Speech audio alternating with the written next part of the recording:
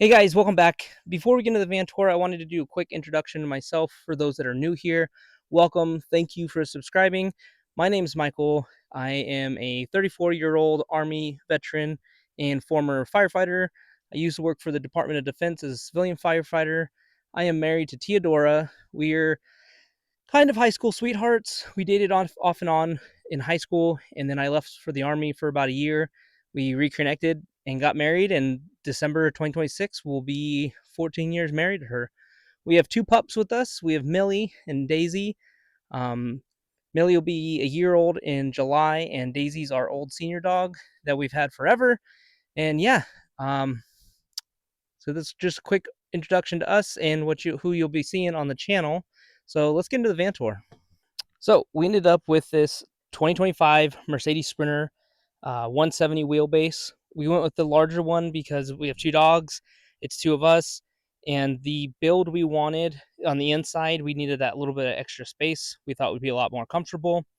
Um, we ended up going with Tommy Camper Vans based out of Phoenix, Arizona to actually acquire our van and also do the build inside. So when you first come through the door, you are met with our kitchen sink and our countertop.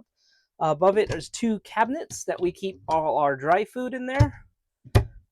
We have the classic fruit hammock that everybody seems to have. It was important for us to have windows on both sides of the van, so no matter where we were parked or how we were parked, we were able to have views. Just like right now, you could overlook the valley.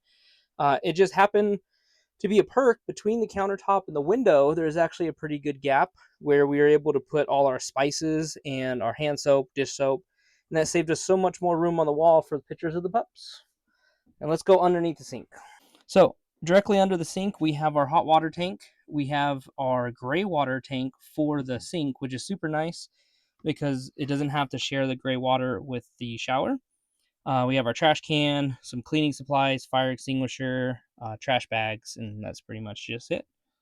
And next to the sink, we have Millie, our little 1-year-old. But in the top cupboard, we have all our utensils, spatulas, lighter, middle drawer. That's where we got extra container, Tupperware.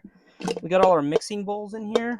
And then we got these nice kind of plate bowls that we feel have worked for the best of us, and just kind of washcloths and whatnot in there. And then on the bottom, this is the best one. On the bottom, we have all our coffee. So we have a full coffee pot that we have in the van. We have our mocha pot. We have everything we kind of need to make different kind of coffee drinks. We have a cutting board in there, a cloth mat that you put down when you do the dishes so you can let them air dry. And yeah, that is the most important drawer. We'll keep moving on. Directly across from that, right before you come into the van, you have our refrigerator. It is actually pretty spacious. You are able to put a thing of eggs all the way in and still have a little bit of room on the shelf. So yes, we were super glad to have such a big fridge for us and the dogs. All right, and directly across from the sink above the fridge is our single burner induction stove. We've only used one of these 2 other times, and it has been a learning curve with trying to cook with these and to get the right temperature in the pan and everything. So yeah, that's been a journey. Huge countertop for just counter space, put crap on there. On this white mat, we actually have our coffee pot that we use. It has a super low power draw. It doesn't have a hot plate, so it doesn't have to constantly be plugged in. The container that the coffee gets brewed into actually keeps the coffee warm for a couple hours. So yeah, coffee pot goes here, and then this is our grand electrical hub, which we'll get there. We'll get there in a little bit. Directly across from there, we have our shower. The reason we went with the 170 wheelbase is because a shower was very important to Tia and I. We didn't want to just depend on gyms and truck stops. So with the larger wheelbase, Tommy Camper Vans was able to put in a bigger shower. Inside the shower, we have our toilet. Our toilet is a cassette toilet, so that means it has its own black water tank. We felt that was going to be more cost efficient to it for us instead of having to buy the refillable toilet wrap things that other RV toilets have. On the outside, there's a little compartment that drops down, and that's where the black water tank is. I believe it holds 4.7 gallons. Um, yeah, super easy. There's just a cap you unscrew. There's wheels on it with a little handle, so you just wheel it into a pit toilet or wherever you're able to dump the black water, and then you just pour it out, put a little bit of water in there, rinse it out, pour it out again, and then pop it back in. So we felt this was going to be way better for us than the average toilet that most people get. The audio might be different now. My microphone actually died. So under the countertop, we had 3 cabinet doors, and there was just a big open space down here. It was Tia's idea to actually put this shelf in here, which so far it's been a genius move. Up here in the top left, we have all my electronics. My camera bag, my laptop will go there. In the middle, we have our pots and pans. Underneath, we kind of just have a basket for drinks for now. Next to that is the dog food. Unfortunately, Daisy has to have medical dog food, or medicine dog food. So we can't just have one big container for both of them. We have to have 2 separates. Next to that, we kind of have our first aid kit and just random tubs for storage. Above that, it's empty. We are still trying to figure out where everything is going to go and how we want everything to fit. Next to that, we have our toaster oven, which super low power draw. It acts as an air fryer. It acts as a toaster and just a little oven. Under there, we have another tub. We have our playing cards, and then this is what I wanted to show you. Kind of our security lights. They're just magnetic sensor motion lights that are rechargeable solar. We put those on the side of the van when we go to bed. So if anybody is walking up on the van or anything is walking up on the van, we will be able to tell. And yeah, so those are the 3 cupboard spaces. Next to there, it took up a lot of space, but it was important for us because one, Millie still being crate trained, and then we wanted the dogs to have a little spot for themselves just to be able to go get away and have kind of their own little safe hole. So we ended up putting a dog crate in the garage. We removed the door. The dog crate is kind of a meshy net material, so it collects all the dog hair, so their hair doesn't wreak havoc in the back of the garage. So above the crate is the bed. Again, it was important for us to have windows on each side so we'd be able to see outside. I naturally run warm also, so I wanted to be able to crack a window and get a nice cold breeze in at night. Above there is our AC. These are our 2 cabinets for our clothes. This one's Tia's and that one over there is mine. The bug netting you see in the back comes from Living in a Bubble. It is a super easy, it was kind of cheaper on the other end compared to the different bug netting companies out there. There's just magnets stitched in around the edge, so you just slap them onto the van's frame. We wanted to be able to open up the back and kind of enjoy whatever views that way without having to worry any bugs, and we didn't want to spend an arm and a leg to get the bug netting. Brings us to the cab, and finally there's Daisy. Millie kicked her out of the crate. So this is Tommy Camper Van's headliner shelf. It came with a rod attached to it already, so we decided to put curtains.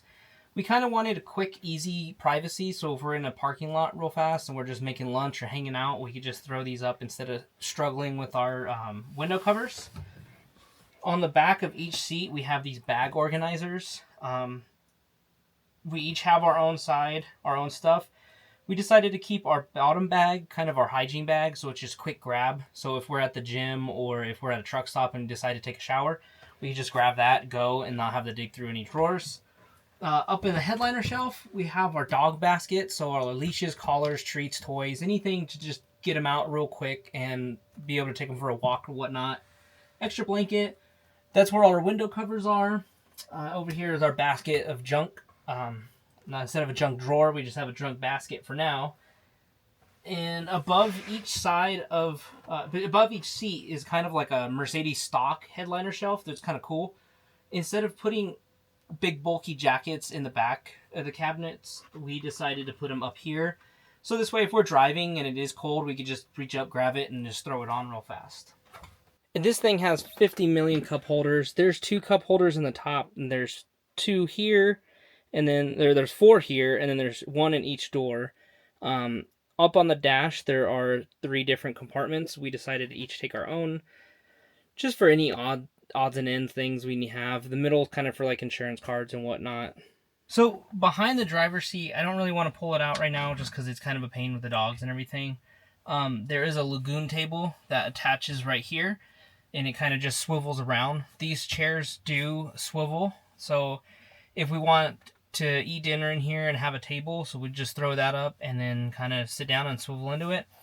Anybody looking for decent, cheap seat covers, Walmart had these guys, cow print, $30 compared to the $400 freaking seat covers I was seeing for Mercedes. So yeah, anybody looking for seat covers, Walmart has these. They're not bad looking. They fit pretty well. So right here next to Daisy is our diesel heater. It actually siphons the diesel out of the van's tank to operate, which we thought was pretty cool, and it wasn't just completely dependent on the electrical system. Speaking of electrical, this is our whole electrical hub. We have all these switches here. This one controls our ceiling lights. The second one controls all our cabinet lights for underneath. Third one is our water pump. And the other ones, the last 3 are dead. There's nothing programmed into them. I would eventually like to get lights on the outside. So if we need to let the dogs out, we just hit a switch and it lights it all up. There's also all kinds of ports to charge things with. Next to it is our hot water heater. You just turn it kind of like a kitchen timer, and then, yeah, it just goes. And then above it is this super cool screen. It shows you everything going on with your battery system. So we actually have the ability to charge by shore power, solar panel, or alternator while we're driving. It shows you the percentage of your battery. If it wasn't charging, it would actually show you how much time you have left. So it'd be like 4 days, 27 hours, or 24 hours, 27 hours. Whoa, where am I? And then underneath, it kind of shows you if how much is being taken, how much is being given, and then how much is actually getting drawn. So let's take you down to the garage where everything is. Okay, so in the back we have a outdoor shower, which is going to be super handy for the dogs and for like wash off muddy shoes. Above it is our inlet for our 30-gallon freshwater tank. The other tank we have on here that I didn't mention was our 22-gallon gray water for our shower. That's underneath the van. Next to above it is our water filter, so we know we're drinking good fresh water. And like I said, we have tons of space still. We're still trying to figure out what we're going to take, and it's kind of hard that we're still living in our house. So we're not completely in the van full time. So we're still trying to figure out things, what we're going to take, what we're not going to take. Got my Jackery from my overlanding days, my Subaru, and the Blackstone. So we don't want to be spending a whole lot of the battery by cooking. So our plan is to use the Jackery for our coffee pot and our toaster oven, and the Blackstone for just regular cooking as much as possible. So we just save as much battery as we can. There's the crate, like I said, takes up half of the space. We have a thermometer in here to monitor how much, like the temperature it is in here for them, because we know it's different down here compared to inside the van. Top left corner is all my backpacking stuff, hiking stuff. We have a tub of extra camping stuff that we don't need immediately.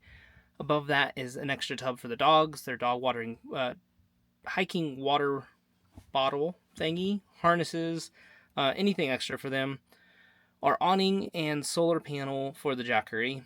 Our awning, we didn't want to spend a ton of money, so we ended up coming up with our own awning. We're going to see how it works out. It might be in the next video. If not, I know the next one after that. But yeah, we're going to figure out how that goes. There's our batteries and all the electrical mumbo jumbo I have no idea about. I do know we have 560 amp hours, and we have 4 solar panels up top, as well as our Starlink, and that's it. Our Starlink and 4 solar panels. This was the bug netting, like I said. super easy. It's just magnetic. You just stick it around and call it good. All right, some add-ons we had. We went with the off-road package through Tommy Camper Van. It comes with the Van Compass 4.3 Falcon suspension, spare tire, and the ladder rack. We bought what Tia loves to call the van backpack. And then next to it, we decided to go with Flatline Van Company and their storage box and rear door mount. Super easy to install. I did it myself. Inside, we have our air compressor tools, propane hoses, rope, anything extra for just quick fixes. Underneath is all our camping gear that we're going to pull out almost every stop. So table, camping mat, chairs, our Howl propane fire pit, hammocks, dog cables, and a lantern.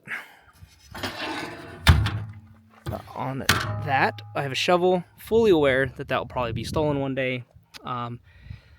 Because we're going to be doing a lot of cooking with the Blackstone, we wanted to have a big spot to put our propane. So we mounted a milk crate up there that has a actual metal ring that goes around the top.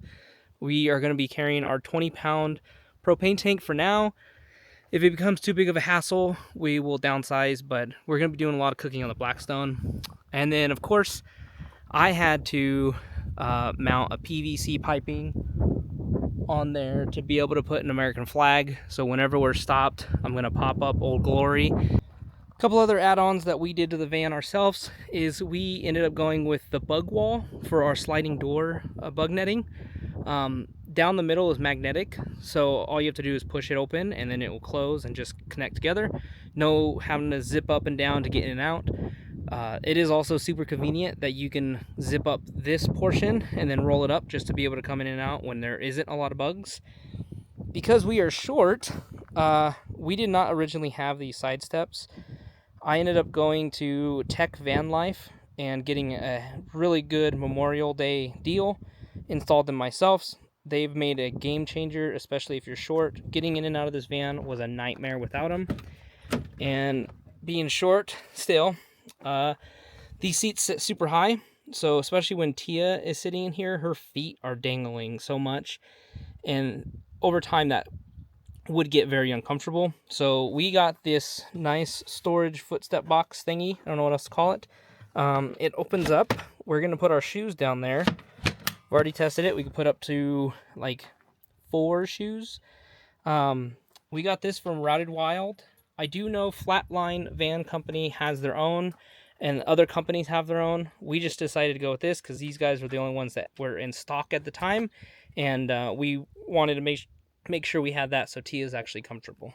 Well, I think that's just about everything that I could think of to show you in the van. If you have any questions about anything, leave it in the comment section. If you want to see more of something, I will try to put it on the next video.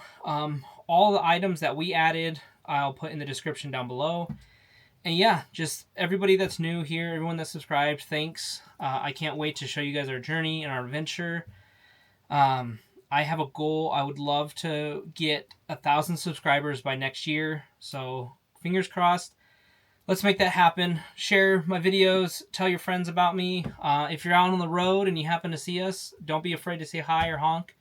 And yeah, this has been a dream that came to us last summer.